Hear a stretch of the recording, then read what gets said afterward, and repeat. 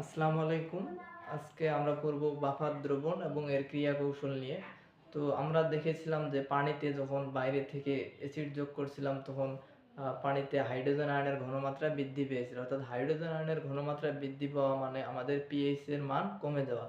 তো এমন কিছু স্পেশাল দ্রবণ আছে যেগুলোতে আমরা বাইরে থেকে অ্যাসিড বা ক্ষার যে কোনো একটা যোগ করি না কেন তার হাইড্রোজেন আয়ন বলি আর হাইড্রোক্সিল আয়ন বলি তাদের ঘনমাত্রার তেমন পরিবর্তন হয় না, অর্থাৎ দ্রবণের পিএইচ এর মান অপরিবর্তিত থাকে।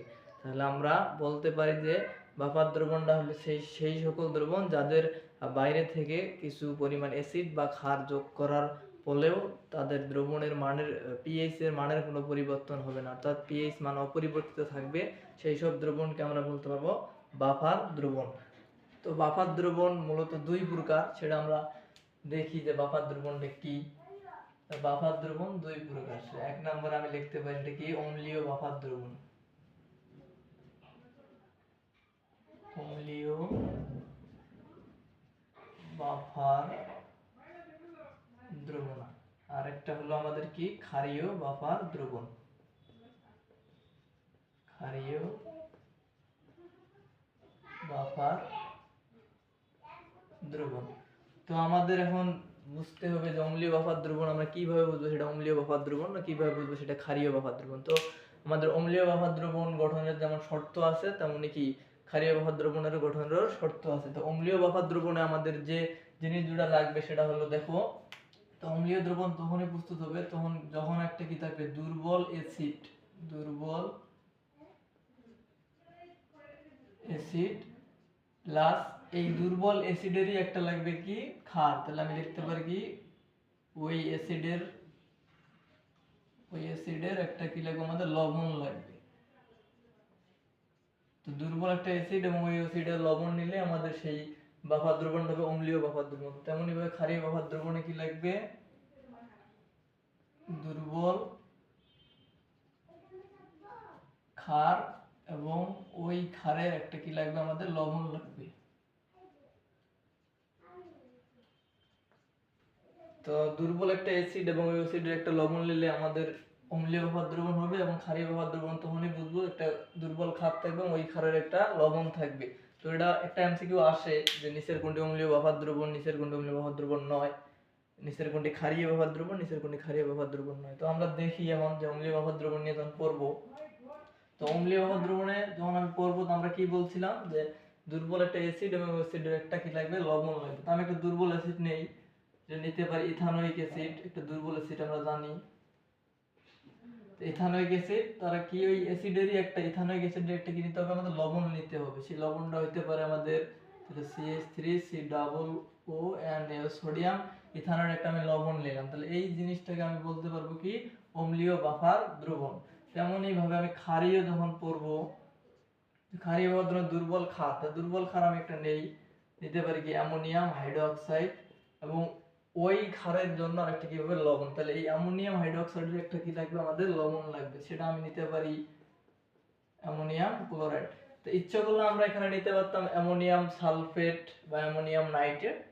তো আমরা অ্যামোনিয়াম ক্লোরাইডটাই নিলাম। তাহলে এই যে আমাদের দ্রবণটা, এই দ্রবণটাকে ক্ষারীয় বাফার দ্রবণ। তো এখন আমরা দেখব যে তাদের ক্রিয়া কৌশলটা কিভাবে তারা পিএইচ এর মানের পরিবর্তন ঘটাতে পারে না বাইরে থেকে অ্যাসিড বা ক্ষার যোগ করার পরেও। তো এখন আমরা দেখি,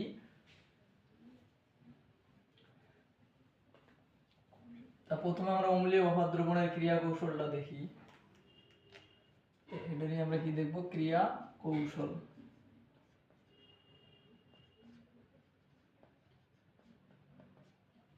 তো ক্রিয়া কৌশল আমরা দেই, তো আমি একটা নেই ওই আমাদের আবার বাফার দ্রবণটা তো নিতে হবে অম্লীয় বাফার দ্রবণ। তাহলে CH3COOH এর একটা কি ছিল আমাদের লবণ ছিল, লবণটা ছিল কি সোডিয়াম ইথানয়েড একটা লবণ। তা আগে আমি এইটাকে দুর্বল অ্যাসিডটাকে যদি বিয়োজিত করি তাই এখানে আমি কি পাইতেছি CH3COO মাইনাস প্লাস পাইতেছি কত H প্লাস আয়ন। তেমনই ভাবে আমি যদি তার লবণটাকে বিয়োজিত করি তখন আমি পাবো কি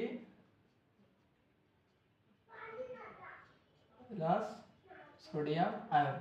তো এই যে দ্রবণটা আছে এই দ্রবণটাকে আমরা দেখবো যে তারা কিভাবে বাফার দ্রবণের মতো কাজ করে। তো এখানে আমরা দেখতেছি যে হাইড্রোজেন আয়ন আছে, আর এমনি তো বুঝতে পারবো যে এটা কি অম্লীয় বাফার দ্রবণ। তাই এই অম্লীয় বাফার দ্রবণের ক্রিয়া কৌশল আমরা দেখব। তো এটা দেখার জন্য আমাকে বাইরে থেকে যেমন অ্যাসিড যোগ করতে হবে, তেমনি বাইরে থেকে আমি কি ক্ষারও যোগ করব, করে দেখতে পাবো যে আসলে তাদের পিএইচ এর মানের পরিবর্তন হলো কিনা। তো আমাদের বাইরে থেকে একবার অ্যাসিড যোগ, আমরা জানি যে অ্যাসিড যোগ মানে কি হাইড্রোজেন যোগ, হাইড্রোজেন আয়ন, আর ক্ষার যোগ মানে কি হাইড্রোক্সিল আয়ন যোগ করা। তো এখানে একটা জিনিস এখানে আমি কাউন্ট করব, সেটা হলো কি যে হাইড্রোজেন আয়ন, আর একদিকে আমি হাইড্রোক্সিল আয়ন কাউন্ট করব। হাইড্রোক্সিল আয়ন কাউন্ট করলে আমরা দেখতে পাচ্ছি যে যে এই অবস্থায় আমাদের হাইড্রোজেন আয়ন আছে কয়টা? একটা। এখন এখানে কিন্তু কোনো হাইড্রোক্সিল আয়ন আমার নেই, তার মানে আমি বুঝতে পারতেছি এটা কি অম্লীয় বাফার দ্রবণ। তা প্রথমে আমাদের হাইড্রোজেন আয়ন আছে কয়টা? একটি। হাইড্রোক্সিল আয়ন কত? শূন্য।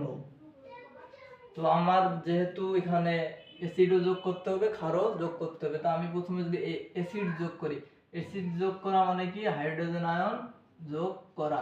তাই হাইড্রোজেন আয়ন আমি যোগ করা অবস্থায় এখন আমাদের হাইড্রোজেন কয়টা হয়ে গেছে? দুইটা।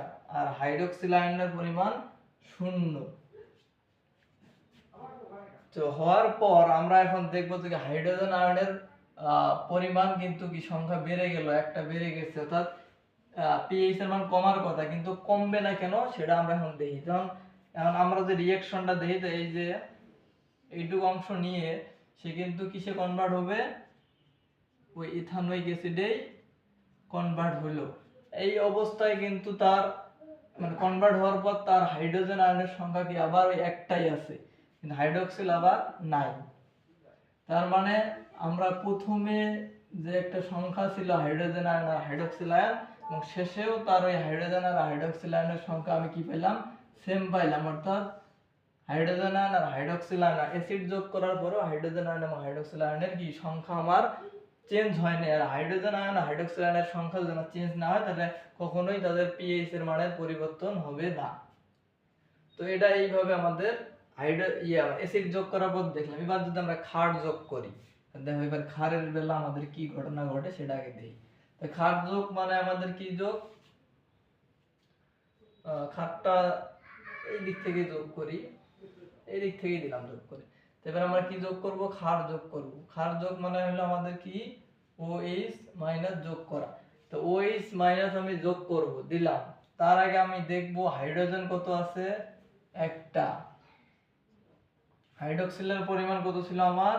সেই ছিল শূন্য ছিল।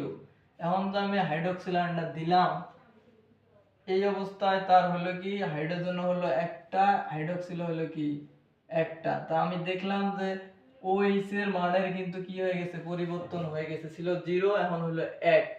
তার মানে আমাদের পিএইচ পরিবর্তন হওয়ার কথা, কিন্তু দেখো কেন হবে না।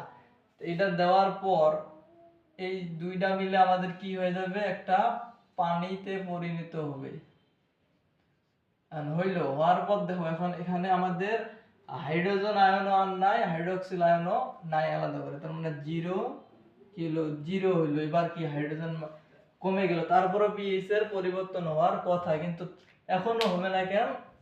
তাহলে এবার দেখো আমরা এই ইথানোয়িক অ্যাসিডটা একটা কি অ্যাসিড? দুর্বল অ্যাসিড। তো আমরা জানি যে দুর্বল অ্যাসিডগুলো যদি 15 20 এই কত মোল হয় হোক, মানে ধরি আমরা 15 20 মোল আসছে বা নিলাম, 15 20 মোল ইথানোয়িক অ্যাসিডের ভিতরে আমাদের 2 3 4 মোল বিয়োজিত হবে, বাকিগুলো অবিয়োজিত অবস্থায় থাকবে, কারণ তারা কি একটা দুর্বল অ্যাসিড। তো এই দুর্বল অ্যাসিডের যে যত মোলগুলো অবিয়োজিত অবস্থায় থাকে, তাদের ভিতর থেকে আবার কিছু বিয়োজিত হয়ে এই হাইড্রোজেন আয়নের ঘাটতিটা কি করে দিবে? পূরণ করে দিবে। পূরণ করলে আবার এখানে 1 হবে, আবার এটা তো আমাদের কাছে শূন্যই। তো এই অবস্থা যদি আবার দেখি আমি, আবার পূর্বের যে সংখ্যাটা আর পরের সর্বশেষ হাইড্রোজেন আর হাইড্রোক্সিল আয়নের সংখ্যাটা কি আছে? আবার সমান আছে। তার মানে আমি ক্ষার যোগ করার পরেও হাইড্রোজেন আয়ন এবং হাইড্রোক্সিল আয়নের পরিমাণের বৃদ্ধি বা কি হ্রাস করতে পারিনি। তার মানে আমাদের পিএইচ এর মানটা কি থাকবে? এখানেও অপরিবর্তিত থাকবে। তো এখন দেখবো আমরা ক্ষারীয়।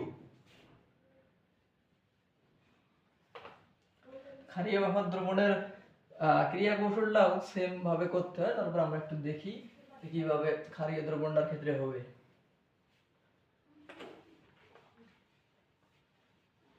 ক্ষারীয় বাফার দ্রবণ, তা আমাদের যেটা ছিল একটা ক্ষার, এটাকে যদি আমি বিয়োজিত করি তাহলে কি পাবো? Ammonium ion plus hydroxyl ion. পরে আমাদের যে এটার একটা লবণ ছিল সেই লবণটা কি পাইছিলাম, এটাকে যখন আমি বিয়োজিত করব তখন কি পাবো? Ammonium ion chlorine ion. তো এই অবস্থায় আমরা এখন দেখব যে তাদের ক্রিয়া কৌশলটা কিভাবে হয়। তো এখানেও আমি ওই হাইড্রোজেন আয়ন আর হাইড্রোক্সিল আয়নের গণনাটা করে দেখব। তো এই অবস্থায় আমরা বুঝতেছি এটাকে ক্ষারীয় বাফার দ্রবণ, কেননা এখানে কি OH আছে। তা এখন দেখি যে প্রথম অবস্থায় তো আমাদের হাইড্রোজেন আয়ন আছে কোথায়? শূন্য। দেখো এই বক্সের ভিতরে আমার শূন্য আছে, হাইড্রোক্সিল আছে কত? একটি। তো আমি এখানে অ্যাসিড দিব, একবার ক্ষার দিয়ে টেস্ট করব। তো যখন আমি অ্যাসিড দিব, তো অ্যাসিড দেওয়া মানে কি আমার মানে H প্লাসটা দেওয়া, তো দিলাম, অ্যাসিড যোগ করলাম। তো অ্যাসিড যোগ করার সময় দেখো আমাদের কি হইছে, হাইড্রোজেন হলো কয়টা? একটি, OH হলো একটি। তাহলে এই যে আমাদের হাইড্রোজেনের পরিমাণ কি হয়ে গেছে? বেড়ে গেছে। তার মানে আমাদের pH পরিবর্তন হওয়ার কথা, কিন্তু হবে না কেন? এই দুটো মিলে আবার কি হবে? পানি গঠন হইল। তো পানি কনভার্ট হওয়ার পর এখানে কিন্তু আমাদের আর হাইড্রোজেন আয়নও নেই, হাইড্রোক্সিল আয়নও নেই। তো হাইড্রোজেন আয়ন নেই মানে এখানে শূন্য, হাইড্রোক্সিল আয়ন কত হয়েছে? শূন্য। তো এখানে হাইড্রোজেনেরও চেঞ্জ হইলো, হাইড্রোক্সিলেরও চেঞ্জ হইলো। তার মানে pH পরিবর্তন হওয়ার কথা, কিন্তু হবে না কেন? কারণ আমরা জানি যে ক্ষার এটা একটা কি? দুর্বল ক্ষার। দুর্বল ক্ষারের আমি যত মোল, অনেক মোল নিলেও বিবেচনা করতে পারি, তার অবিয়োজিত অবস্থায় কিছু মোল থাকে। ওই কিছু মোলের অবিয়োজিত কিছু মোল অ্যামোনিয়াম হাইড্রোক্সাইড আবার বিয়োজিত হয়ে সেই আমাদের হাইড্রোক্সিল আয়নের ঘাটতিটা কি করে দেবে? পূরণ করে দিবে। পূরণ করে দেওয়ার পর দেখো আমাদের যে প্রথমে যে সংখ্যাটা ছিল এই হাইড্রোজেন আর হাইড্রোক্সিল আয়নের, সেই সংখ্যার সাথে কিছু মিলে গেছে। অর্থাৎ তুমি হাইড্রোজেন আয়ন আর হাইড্রোক্সিল আয়নের পরিবর্তন মানে সংখ্যার পরিবর্তন ঘটাইতে পারো না, তার মানে তোমার pH এর মানেরও কোনো পরিবর্তন ঘটবে না। তো সেম ভাবে আমি যদি এবার হাইড্রোক্সিল আয়ন প্রয়োগ করি বাইরে থেকে, হাইড্রোক্সিল আয়ন প্রয়োগ মানে সামান্য অ্যাসিড যোগ করা। তো অ্যাসিড যখন যোগ করবো তখন আমাদের দেহে কি হইতেছে? তো এইটুক করে নিয়ে আমাদের এই হাইড্রোক্সিল আয়নটা আমি এই যে এখানে দিতেছি বাইরে থেকে কোনো প্রভাব ফেলবে না, কারণ হাইড্রোক্সিল আয়ন আর এই অ্যামোনিয়াম আয়নটা আমাদের মিলে কি হয়ে যাবে? সেই অ্যামোনিয়াম হাইড্রোক্সাইড পরিণত হয়ে যাবে। অর্থাৎ এখানেও তার কোনো প্রভাব সে দিতে পারে নাই। তার মানে আমি ক্ষার দিলেও তার প্রভাব যেহেতু হাইড্রোক্সিল আয়ন দিতে পারেনি, তার মানে আমাদের এখানেও pH এর মানের কোনো পরিবর্তন হয়নি। তা আমরা বাফার দ্রবণে দুর্বল অ্যাসিড বা দুর্বল ক্ষার ছাড়া কখনোই করতে পারবো না। যদি আমি তীব্র অ্যাসিড বা তীব্র ক্ষার নিয়ে করি তখন আমাদের কি হবে? যে প্রথমেই তীব্র অ্যাসিড বা তীব্র ক্ষারটা সম্পূর্ণ বিয়োজিত হবে। সম্পূর্ণ বিয়োজিত হলে তুমি ক্রিয়া কৌশলে দেখাইতে পাবা না। এই জন্য আমাদের বাফার দ্রবণটা অবশ্যই অম্লীয় বলি আর ক্ষারীয় বলি, সেটা আমার দুর্বল অ্যাসিড বা দুর্বল ক্ষার নিতে হবে। তো এইভাবেই তাদের ক্রিয়া কৌশলের মাধ্যমে pH এর মানের কি করে? পরিবর্তন করতে দেয় না। তো ক্রিয়া কৌশলগুলো এভাবেই, এটা ঘ নাম্বারের জন্য আসে। ধন্যবাদ সবাইকে।